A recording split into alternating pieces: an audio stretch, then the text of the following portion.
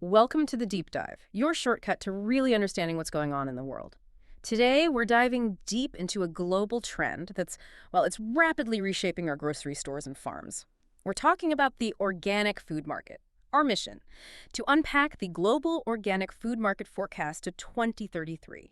We'll pull out the most important bits, the surprising facts, so you get a clear picture of where things stand now and where they're headed. Now, when we talk organic food, this isn't some small niche anymore, is it? It's huge.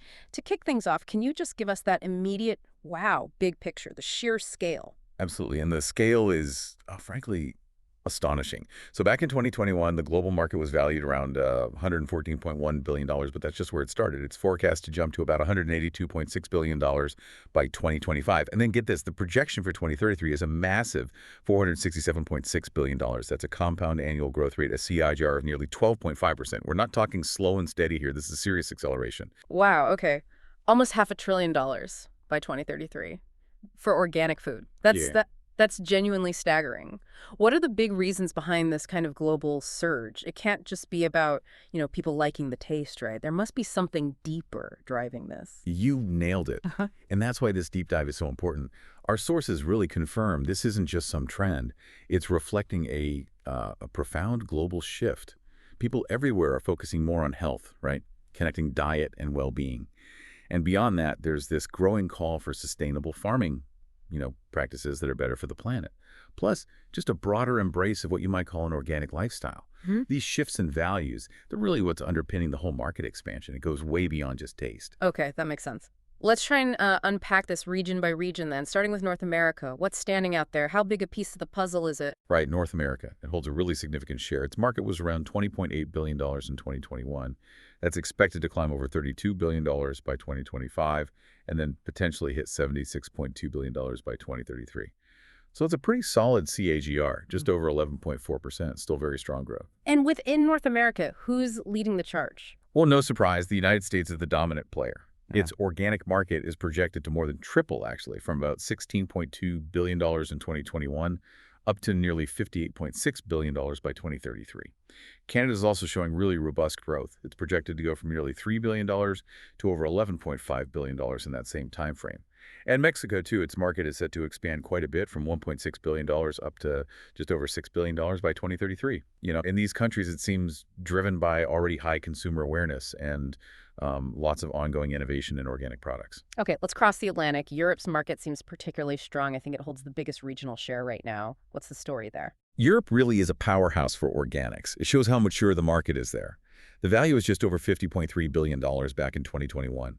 It's on track to pass $79.6 billion by 2025 and projected to hit an incredible $200.6 billion by 2033. 200 billion. Yeah, exactly. And that's with a strong SEC-GR of about 12.2%. It really shows how much organic principles are just part of consumer habits in Europe now. Any specific countries driving that in Europe? Definitely. Germany is leading the pack. Its market size is estimated to more than quadruple. Right. Think about it. From about $9.5 billion in 2021 to over $40.9 billion in 2033. Wow. The UK is not far behind either, set to grow from $8.4 billion to nearly $34.6 billion. France also shows impressive growth, moving from about $6.1 billion to almost $22.9 billion. But it's not just the big three. We see really strong demand across the continent. You've got Italy, Russia, Spain, Sweden, Denmark, all projected to reach significant multi-billion-dollar figures by 2033. Even markets you might think of as smaller, like Switzerland, nearly $9 billion, Luxembourg, almost $3 billion. It just underscores how widespread the demand is across Europe. Okay, now this is where I heard things get really interesting, the Asia-Pacific region. It's apparently leading in terms of growth rate. Why is that? What's making it so dynamic? Asia-Pacific is absolutely the growth leader, yeah. It's set to surge. From about $27.6 billion in 2021, the estimate is it'll reach $125.8 billion by 2033. And what makes it stand out, as you said, is that highest regional CGR, almost 13.5%. 13.5%. So what's fueling that kind of explosive growth? It's largely fueled by, a combination of factors. A rapidly expanding middle class, for one, also rising disposable incomes, and definitely a heightened awareness about food safety and health, especially in big cities. And who are the key players there? China is really spearheading this growth. Its market is projected to jump from about $8.5 billion to over $39.4 billion. Huge increase. India is another major driver. leaping from $3 billion to over $15.4 billion. And what's particularly interesting in India, the sources note, is that its growth is being pushed by specific, strong agricultural reforms, policies actively promoting organic farming. Ah, interesting policy playing a role. Exactly. And then you have other high-growth countries too, Japan, South Korea, Australia, all seeing their markets double, maybe even triple over this period. Taiwan, for instance, projected to hit over $7.3 billion. It just shows this wide regional commitment to organic options. So we've covered North America, Europe, Asia Pacific, all showing immense growth. What about other significant global markets like South America, the Middle East, Africa? Are they part of the story too? Similar expansion? Oh, absolutely. They really reinforce that this is a global shift. Look at South America. The market there is set to expand quite significantly, from about $7.4 billion in 2021 to over $31.4 billion by 2033. Brazil is a key leader, projected to reach nearly $12.8 billion. Argentina follows, over $7 billion. But you also have countries like Colombia, Peru, Chile contributing. It's building a strong regional presence. Okay, and the Middle East? Also on a steep upward curve. It's on track to hit over $20.1 billion by 2033. That's up from about $4.8 billion in 2021. The KGRs there are consistently strong, around 12–13%. Saudi Arabia is projected close to $6 billion, Turkey over $4.3 billion. And you've got the UAE, Egypt, Qatar, all adding to that growth. And Africa? Africa's organic market is set to nearly quadruple, from about $3.2 billion in 2021 to over $13.3 billion by 2033. South Africa leads that growth with a KGR close to 12.6%. Nigeria is following too. So across all these regions, South America, Middle East, Africa, the common thread, as the sources highlight, is this rapidly growing consumer awareness of organic benefits combined with a rising, more health-conscious middle class that just has more money to spend. Right. So bringing it all together, what does this all mean for us? For you, the listener, trying to grasp this huge global shift in food. The numbers are, well, they're astounding everywhere. Yeah, the overarching takeaway, it's pretty undeniable, isn't it? Organic food demand isn't just growing, it's absolutely booming on a truly global scale. We're seeing these consistent double-digit ATRs in almost every single region. This isn't just about, a niche preference anymore. It really reinforces that profound global shift we talked about towards healthier living, more sustainable farming, and just an increasingly mainstream adoption of an organic lifestyle. Which actually raises a really important question for the future. Go on. Well, what specific global factors, what innovations are truly accelerating this market's expansion so dramatically? Right. Beyond just these general consumer desires we've mentioned? What's really pushing the pedal down? That's a great point. And for you, our listener, maybe a final provocative thought to leave you with, building on everything we've discussed today. Okay, here's something to think about. Given this massive, sustained global shift towards organic, how might this enormous growth impact the established ways of farming, conventional agriculture? And how will global supply chains have to adapt over the next decade? But maybe even more intriguingly, what entirely new innovations might pop up to meet this constantly escalating demand? Think about the ripple effects. It could change a lot. It certainly could. A really powerful trend to reflect on, with implications far beyond just our own kitchens, reaching into the future of how we grow and consume food globally. Thanks for diving deep with us today.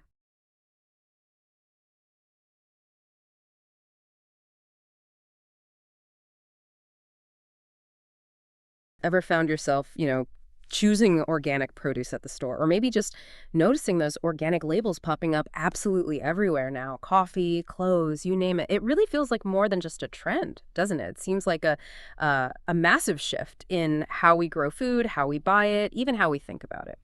So today we're going to dive deep into this flourishing global organic food market. We want to unpack what's really powering its growth, look at the significant hurdles it's still facing, and explore some of the cutting-edge innovations shaping its future. Absolutely. And it's not just a small shift we're talking about. This sector, it's undergoing a really profound transformation. Yeah. You can see the ripples affecting our health systems, definitely impacting global environmental sustainability, and even reshaping economic landscapes. It's a fascinating area, really. Okay, so let's unpack this. What's really driving this big push towards organic? I mean, I guess for a lot of us listening, it starts right with what we put on our plates, right? This growing consumer awareness about health and sustainability. You're spot on there. We're definitely seeing a clear link between heightened public awareness and the choices people make. People are increasingly concerned about things like, synthetic pesticide residues, genetically modified organisms, GMOs, as they're often called, and the heavy use of chemical fertilizers in conventional farming. And this concern, it directly translates into a demand for what folks perceive as cleaner, healthier alternatives. Mm. Organic food is widely seen as safer, maybe more nutritious, and certainly better for the environment.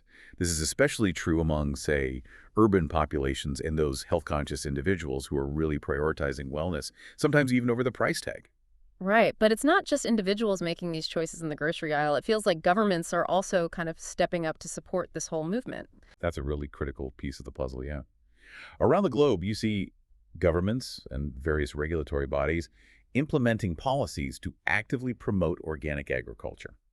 This involves things like uh, providing subsidies to help farmers transition, establishing clear standardized labeling requirements so you know what you're getting, and setting up robust certification programs.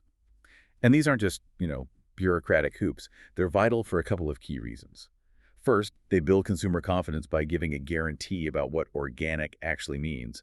And second, they provide real incentives for more producers to adopt organic farming practices. That's crucial for expanding the market's reach and its credibility. So, with all this demand bubbling up and governments kind of nudging things along, it does feel like organic options are just suddenly everywhere. Is it really that much easier for someone like you to find them now compared to, say, 10 years ago? Oh, definitely. We've really moved beyond those days when organic stuff was tucked away in a small niche health food store. Now you walk into major supermarket chains and there are dedicated organic sections. You see a huge increase in specialty stores focusing on organic.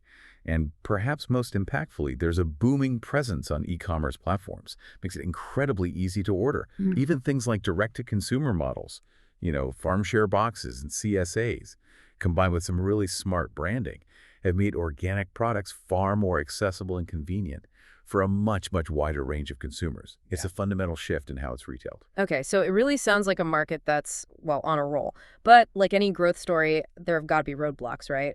What are some of the significant challenges the organic food market is actually up against? Yeah, there are definitely hurdles. One of the most persistent challenges is um, the basic economics of it, higher production costs, and consequently higher retail costs. Organic farming methods, they often require more hands-on labor.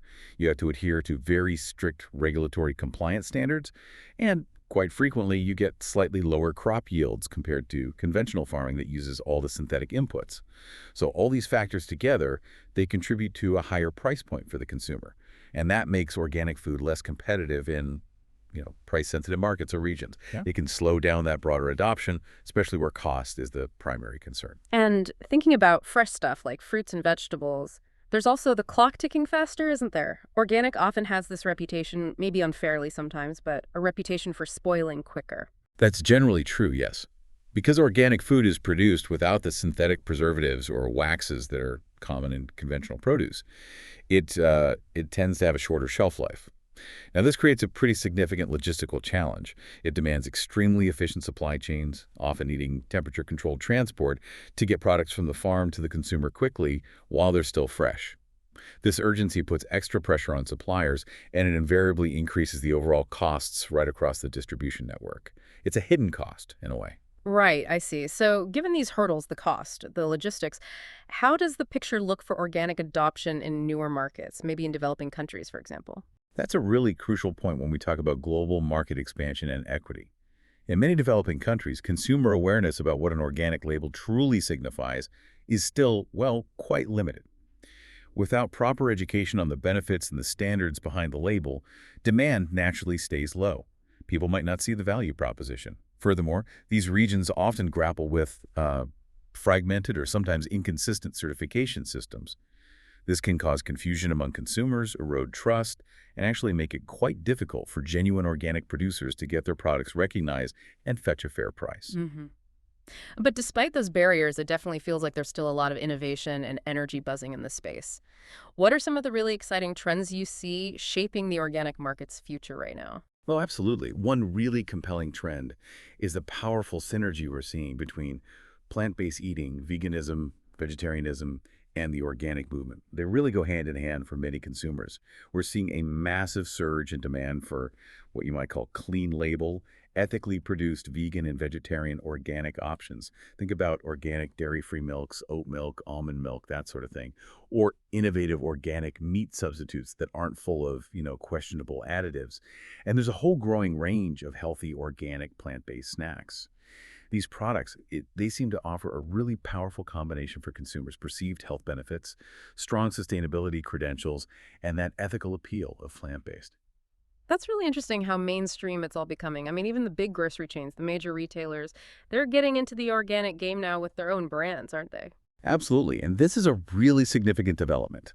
Retailers, we're talking both the traditional brick-and-mortar stores and the big online giants, are increasingly launching their own organic private label brands. You see them right next to the established names. Yeah. And these aren't just like generic knockoffs.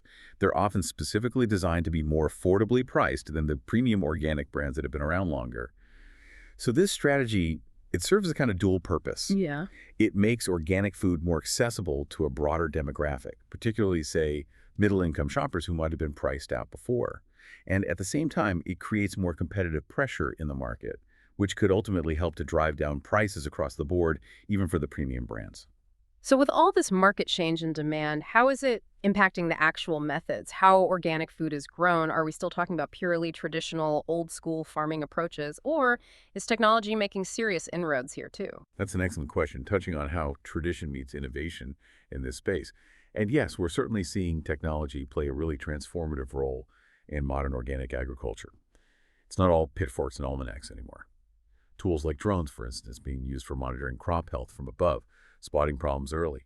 IoT sensors, Internet of Things, sensors deployed in fields, providing real-time data on soil moisture, nutrient levels, climate conditions, and even AI-driven analysis of all that farm data is being integrated. For organic farmers, this isn't just about, chasing efficiency for its own sake. These innovations are crucial for optimizing crop yields without resorting to synthetic chemicals. They also significantly enhance traceability, being able to track food from the farm right to the table, which consumers increasingly want. And they can streamline the often complex and time-consuming certification processes. Ultimately, it makes organic farming more precise, more sustainable, and more transparent, which really aligns perfectly with that growing consumer demand for accountability.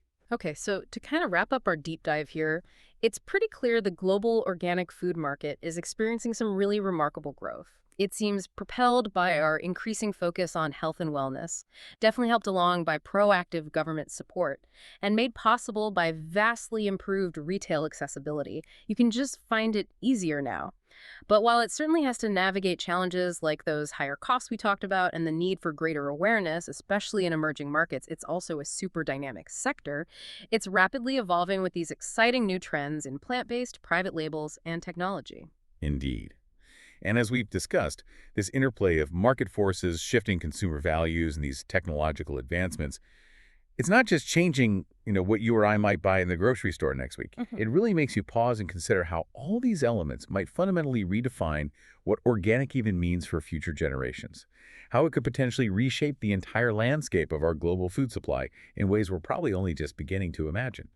Something to think about.